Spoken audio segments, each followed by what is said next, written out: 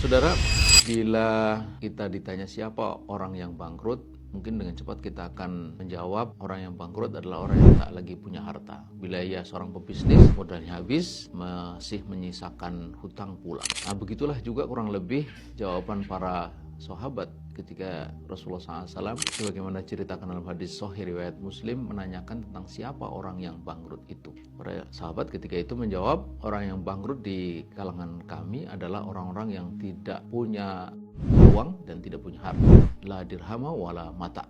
Nah, tapi baginda Rasulullah SAW dalam hadis ini memberikan kepada kita perspektif yang sama sekali berbeda tentang siapa orang yang bangkrut itu. Katanya, nah simak ini penting ya, orang yang bangkrut dari umatku, kata beliau, adalah orang yang datang pada hari kiamat nanti kepada Allah dengan membawa pahala sholat, pahala puasa, pahala zakat. Itu di satu sisi, tapi kemudian di sisi lain ia suka memaki orang, yang menuduh orang, memfitnah, kemudian memakan harta orang tanpa hak, menumpahkan darah, ya, menyakitinya.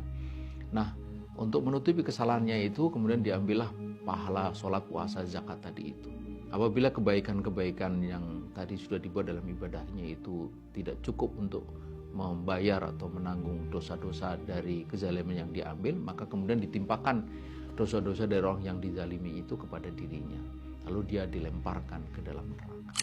Jadi ringkasnya, orang yang bangkrut adalah orang yang hablum minallahnya atau hubungan dengan Allah itu baik, sholat, puasa, zakatnya, tapi hablum minannasnya, hubungan dengan manusia itu buruk, bahkan sangat buruk.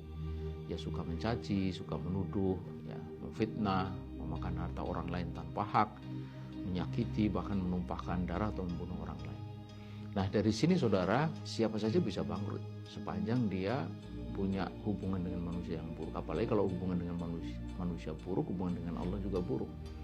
Siapa saja itu, bisa dia ustadz, ajengan, gus, ya, bisa juga orang biasa. Meskipun juga bisa orang biasa itu malah justru tidak bangkrut ketika dia bisa menjaga hablum minallah sebaik hablum minannas. Hablum minannas sebaik hablum minallah.